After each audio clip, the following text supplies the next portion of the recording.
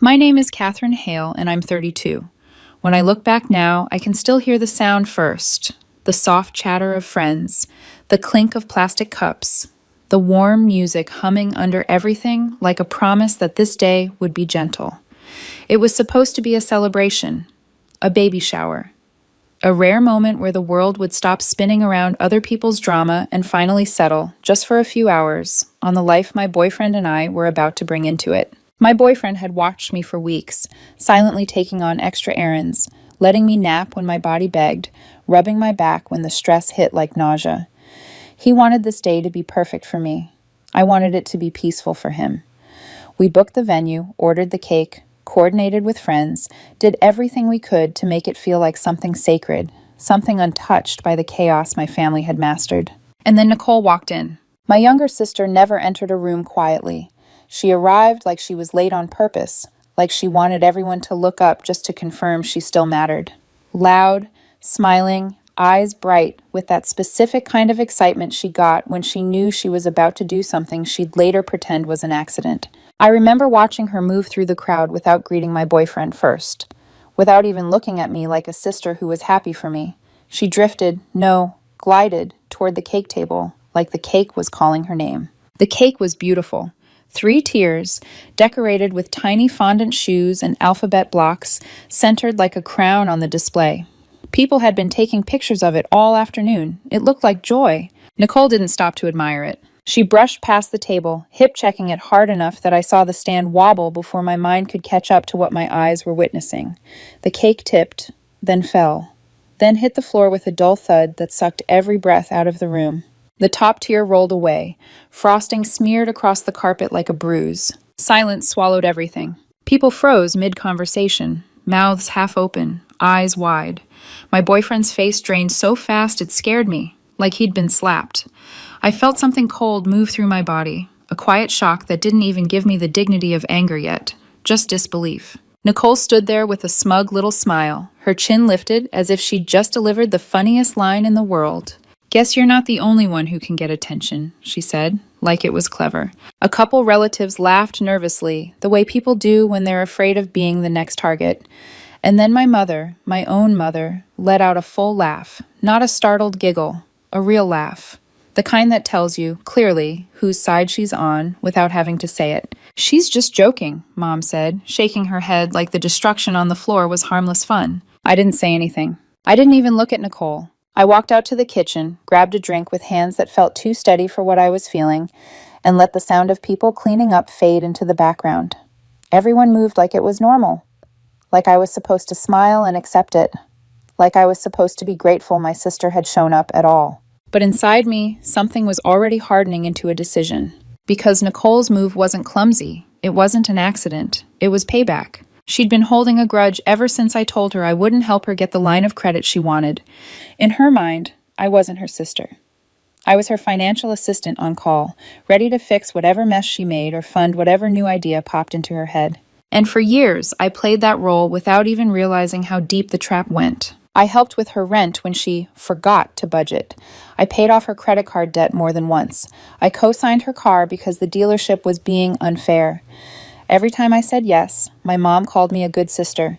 Every time I said no, Nicole acted like I was betraying her. The baby shower was supposed to be different. My boyfriend and I wanted it to be a celebration. A rare day where the focus was on our growing family, not Nicole's hunger for attention. But the second she walked in, I knew she was going to make herself the center of the room. And when she knocked that cake down, I realized something darker. She didn't just want attention. She wanted to remind me she could still take something from me in front of everyone and leave me standing there expected to forgive. That night, after my boyfriend went to bed, I opened my laptop. Nicole had been counting on me for the down payment on her condo purchase, something she'd already been bragging about, telling people it was secured. She talked like it was a done deal, like my money was already hers, like my effort was already spent. I moved every penny back into my personal account. Then I called the leasing company for her car and put a stop on the payments I'd been making.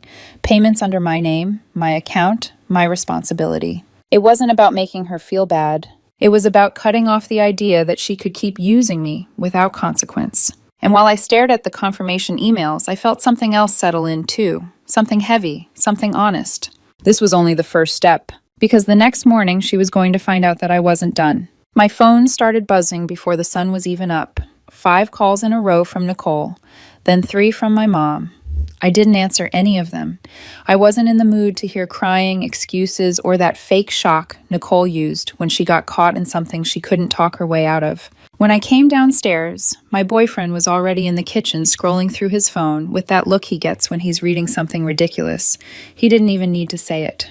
I knew Nicole had found her way into his messages too. Sure enough, he looked up and said, "Nicole's texting me nonstop.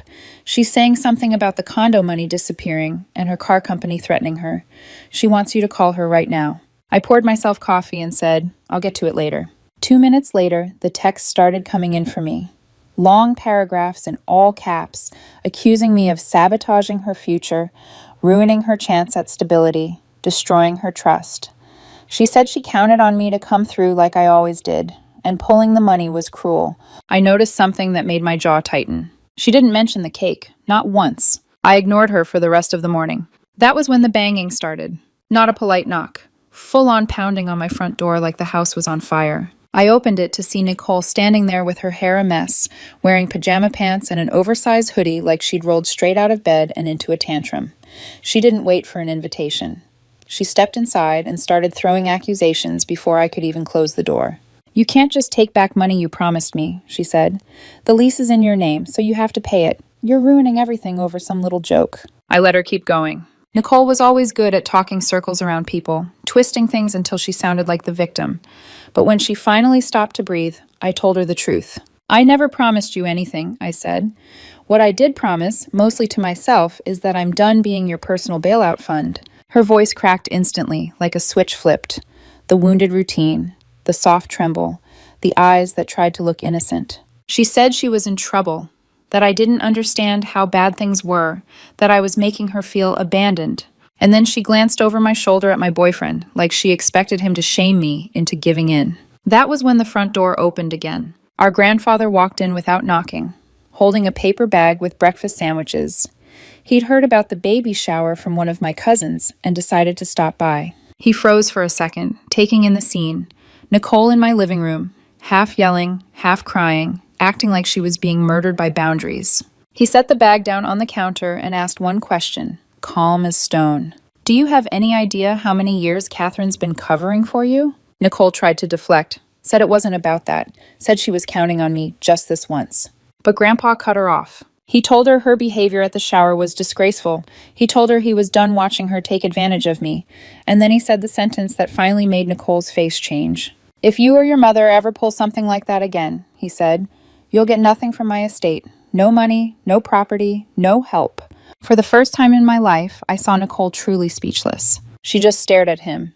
And for once, she didn't have a comeback. She left a few minutes later without another word. I watched her get into her car and drive away. And I knew something with a certainty that made my stomach twist. Nicole never just gives up, and when she went quiet after that, it wasn't peace. It was a warning. Nicole went silent for 3 days, which for her wasn't a sign of peace. It was a warning. I'd seen this pattern my whole life. She never stayed quiet unless she was working on her next move, building a story, collecting allies, sharpening her knives where nobody could see. And while those 3 days passed, my house felt different. Not louder, not chaotic. Just tense, like the air was waiting for a door to slam. My boyfriend tried to keep things normal. He made breakfast, asked if I wanted tea instead of coffee, rubbed my shoulders when I sat too long. But every time my phone lit up, a part of me tightened anyway. Because it wasn't just Nicole, it was the network she always pulled behind her like a curtain. Mom, relatives, cousins, anyone willing to listen to her version first. The first sign came from my cousin Laura. She called late in the evening, almost whispering, like she didn't want to be overheard. "I just got pulled into a group chat," she said. "Nicole made one. You're not in it, but Mom is, and a few other relatives." I sat up straighter on the couch. My boyfriend looked at me, reading my face, then quietly turned the TV down without being asked. Laura kept going. Nicole started it with this long voice note. She's crying, like full tears, talking about how you blindsided her by pulling back money she was depending on and freezing her car lease. She said she got humiliated in front of her real estate agent, that she can't get to work, that her life is falling apart.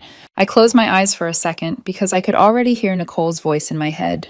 trembling, dramatic, careful to sound wounded but never responsible. And Mom, I asked? Laura exhaled, right there backing her up, saying you overreacted, still calling what happened at the shower a harmless joke. My stomach turned, not because it surprised me, but because it didn't.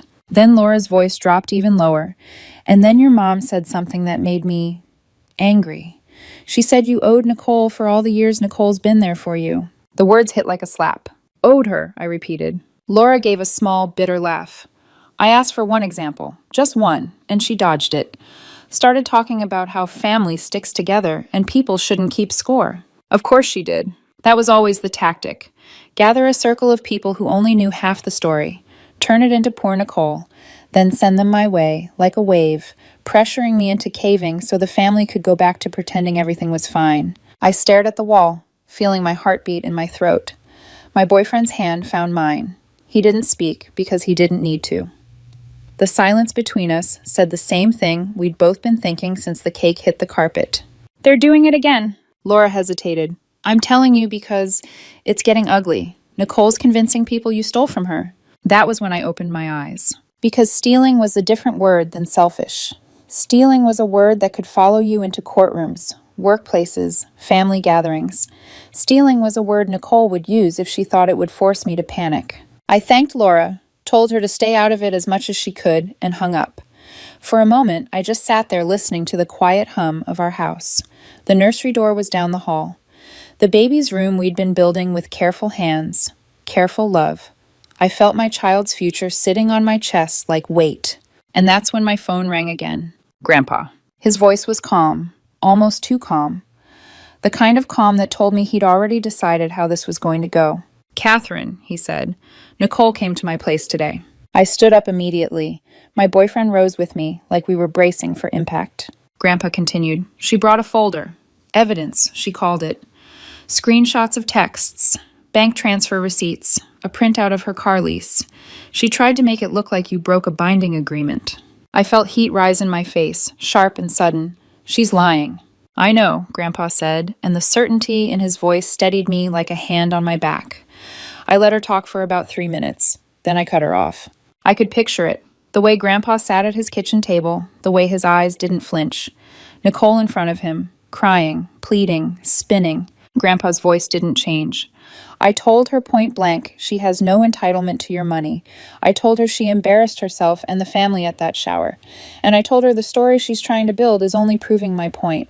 My throat tightened. What did she say? He paused. She cried, left in tears. But I knew Nicole. Tears never meant surrender. Tears meant regrouping. Grandpa lowered his voice slightly, like he was leaning closer to the phone, and I reminded her what I said in your living room. Keep this up, and she and your mother will get nothing from my estate. When the call ended, I sat back down slowly, like my legs didn't fully trust the floor. My boyfriend knelt in front of me, hands on my knees.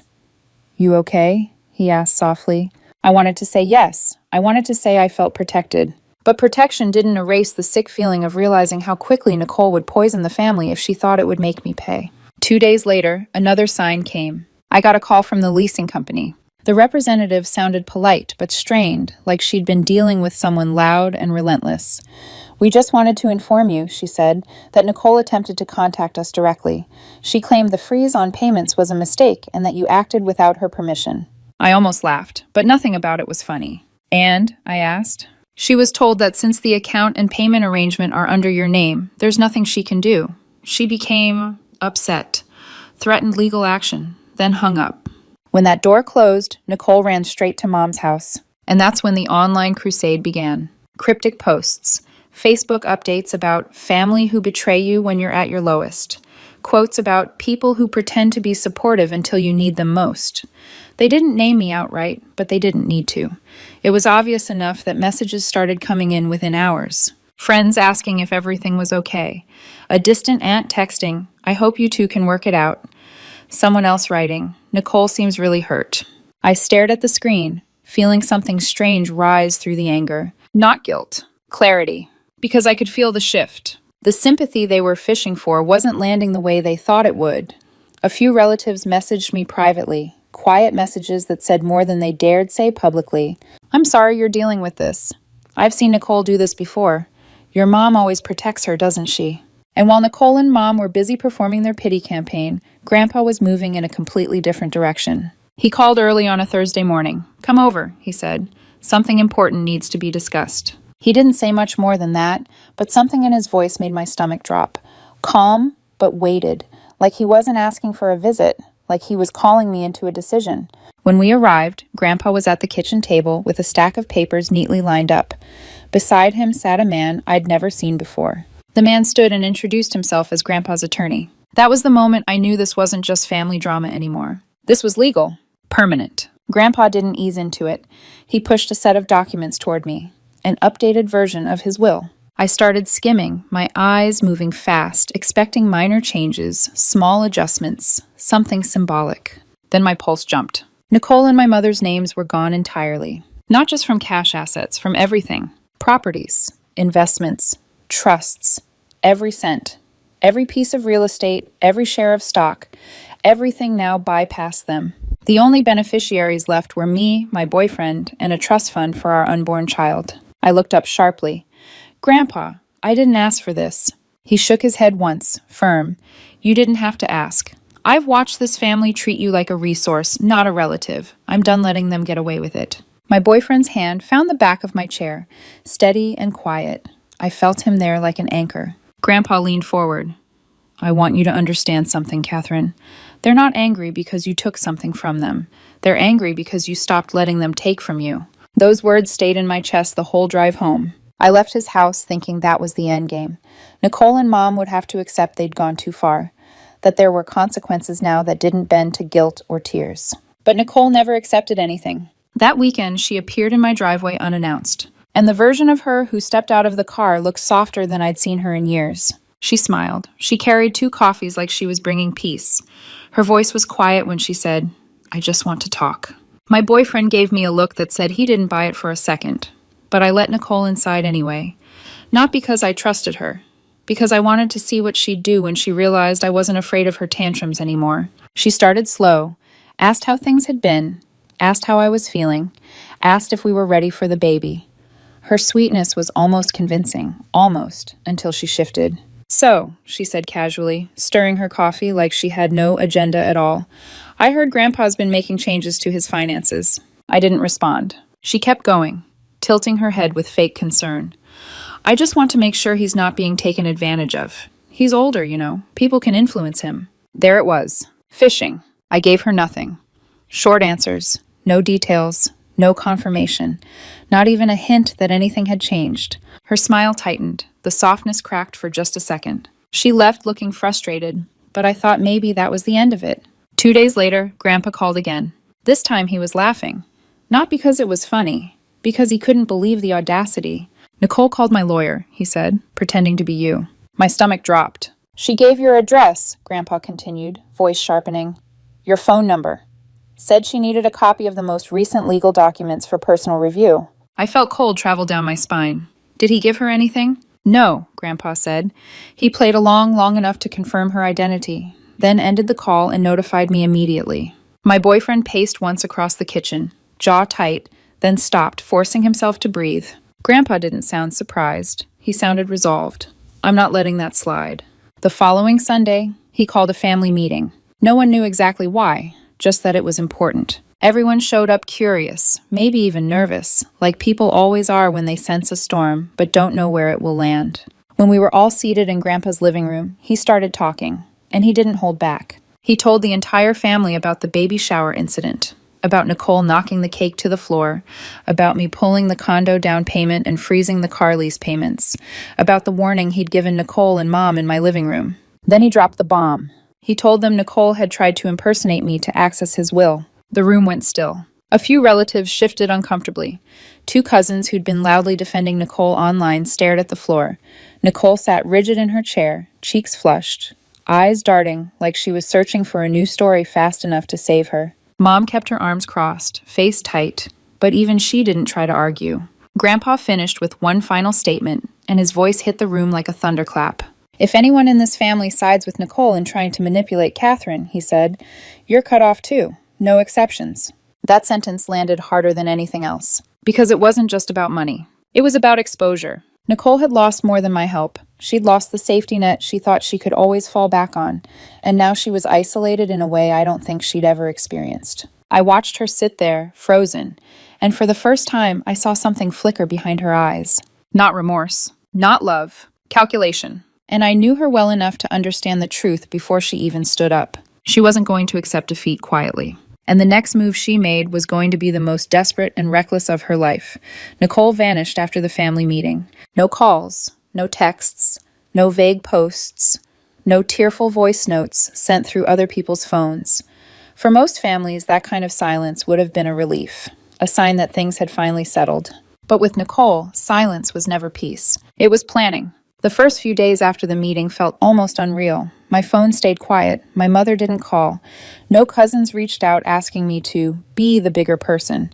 The house felt lighter, like something heavy had been dragged out without anyone announcing it. My boyfriend noticed it too.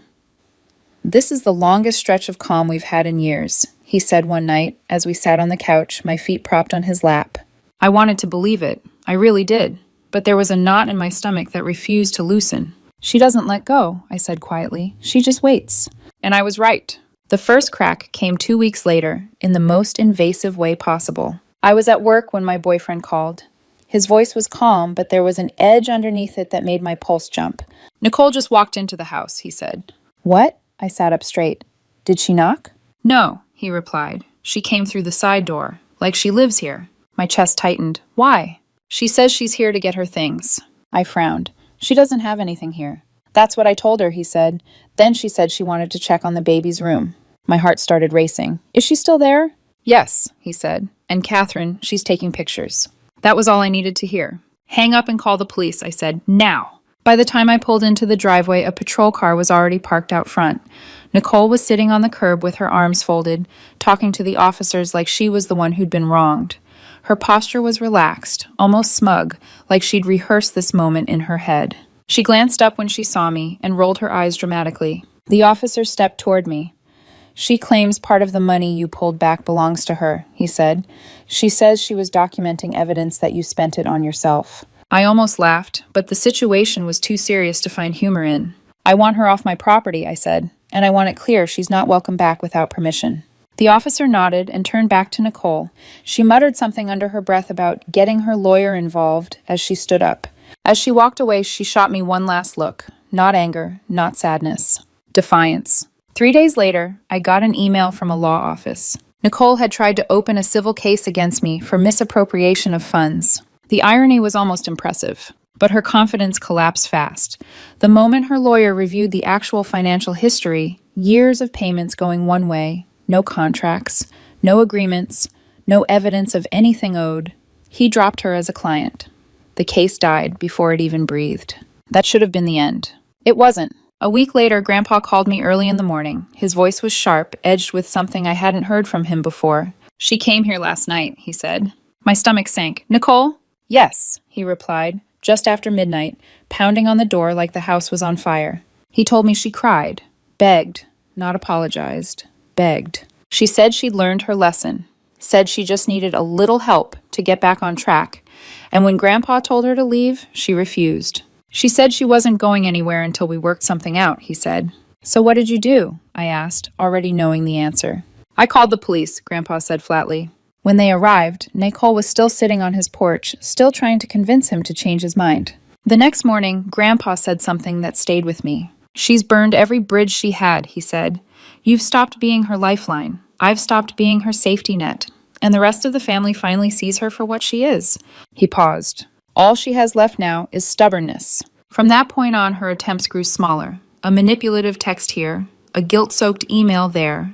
Sometimes she tried to play the concerned sister, asking about the baby in an overly sweet tone, only to slide a request for money into the second paragraph. It was like watching someone realize, slowly and painfully, that their old tricks no longer worked. And for the first time in years, my boyfriend and I didn't feel like there was a storm hanging over us. Months passed without any major incidents. For a while, I thought maybe Nicole had finally accepted that the free ride was over. But the truth was darker. She hadn't gone quiet because she'd moved on. She'd gone quiet because she was waiting for the perfect moment to force her way back in. That moment came on the day my son was born. It was early morning.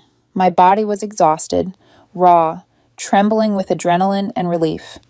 My boyfriend sat beside me in the hospital room, his hand wrapped around mine, his eyes wet as he looked at our newborn like the world had just restarted. My phone buzzed with an unknown number. Normally, I wouldn't have answered, but I was running on instinct and thought it might be a nurse or another department. Instead, it was a woman from the hospital's front desk. "There's someone in the lobby insisting she's your sister," she said carefully.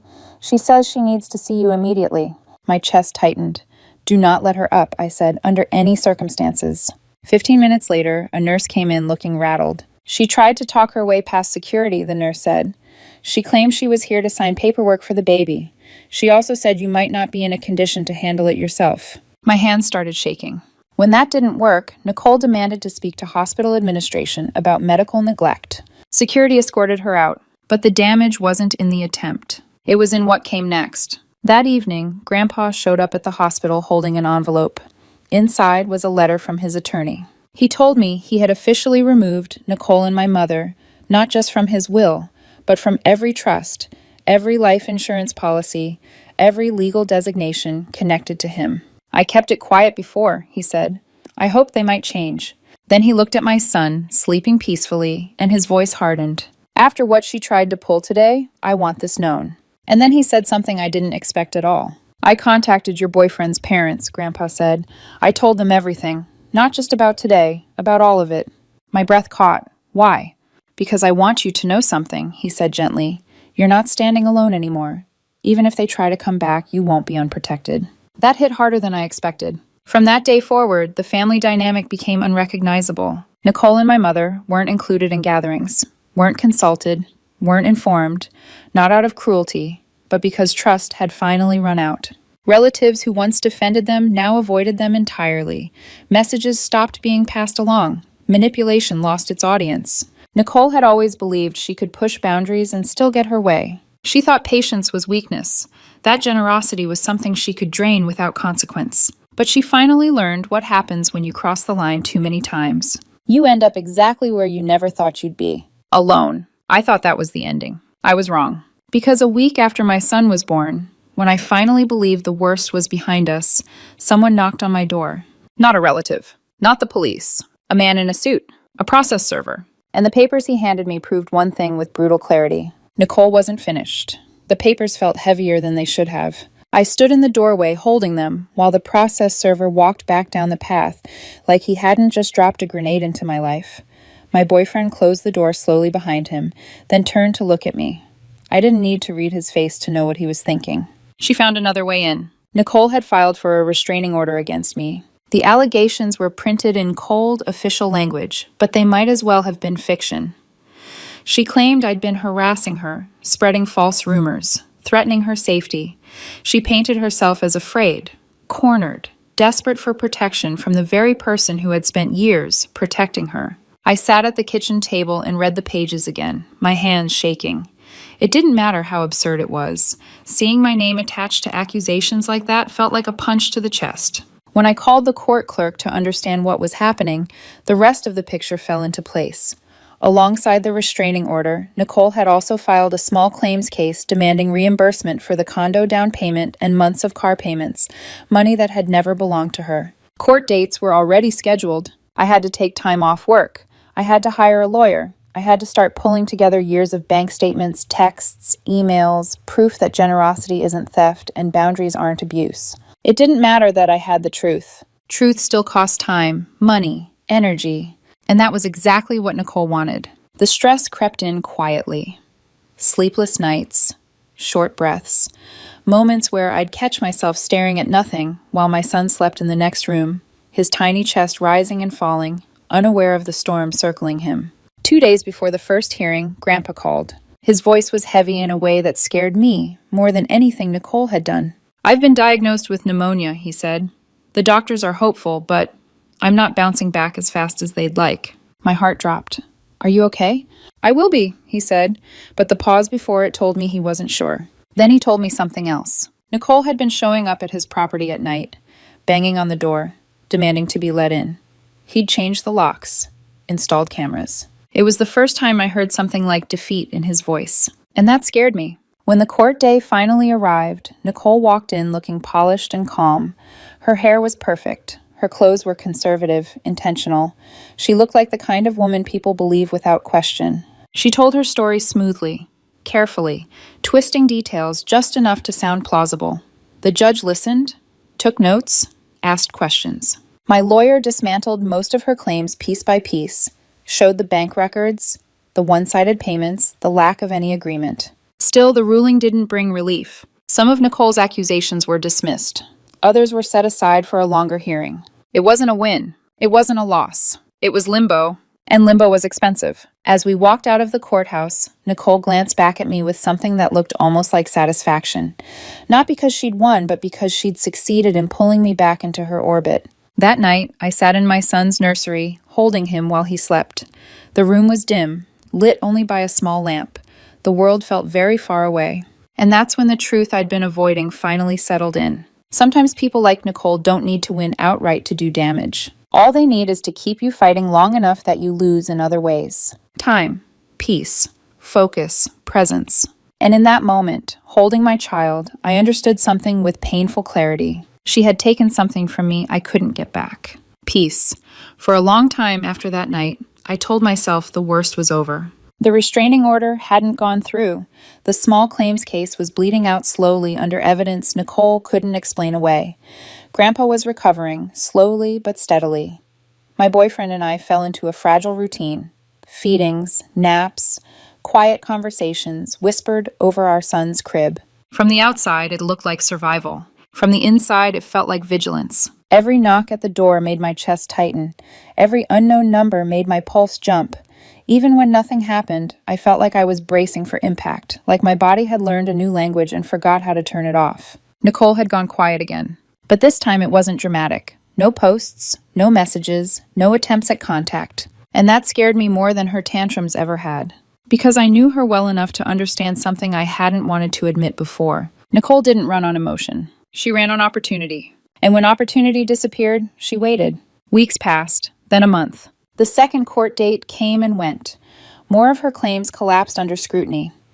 The judge warned her attorney, her new one, that frivolous filings would not be tolerated. I should have felt relief. Instead, I felt hollow. One evening, after putting our son down, I sat on the edge of the bed and realized I couldn't remember the last time I'd laughed without forcing it. Not a polite smile. Not a breathy exhale meant to reassure everyone I was fine. A real laugh. Nicole hadn't taken my money. She hadn't taken my home. She hadn't taken my family's support anymore. But she had taken something quieter. My sense of safety. The day it finally ended didn't come with a bang. It came with a letter. A thin envelope from the court, stating that Nicole's remaining claims had been dismissed due to lack of evidence. No apology, no accountability, just a procedural end to a story that had cost me more than it ever cost her. I sat at the table holding the paper while my boyfriend read it over my shoulder. "It's over," he said softly. I nodded. But the truth was, it didn't feel like an ending. It felt like exhaustion. Grandpa came by later that week. He moved slower now, leaned heavier on his cane, but his eyes were clear. He held our son for a long time, rocking gently, like he was memorizing the weight of him. "She won't try again," he said finally. I looked up. "How do you know?" "Because there's nothing left for her to take," he said, "and she doesn't know how to exist without that." He was right. Nicole didn't disappear because she healed. She disappeared because she was exposed. She lost the audience, lost the leverage, lost the ability to rewrite reality in rooms full of people willing to believe her. And my mother? She stayed silent. Not because she understood, but because defending Nicole now meant losing everyone else. That silence was its own kind of ending. Months later, I was pushing my son in his stroller through a quiet park when I felt something unfamiliar settle in my chest. Stillness. Not happiness, not joy, just peace. And I realized something that felt both devastating and freeing. Nicole had always thought power meant control, that love meant access, that family meant entitlement. But she was wrong. Power was the ability to walk away and not be dragged back. Family was the people who protected your child when you were too tired to fight. And love was the quiet that came after the chaos finally stopped knocking. Nicole wanted attention. She got it. She wanted control. She lost it. And in the end, the last thing she took from me wasn't money or time or even trust. It was the illusion that setting boundaries would ever come without a cost. But I'd pay that cost again. Every time. Because peace, real peace, is worth more than being liked, more than being generous, more than being the person who always says yes. And the moment I understood that, I stopped being her sister in the way she needed, and started being the mother my son deserved.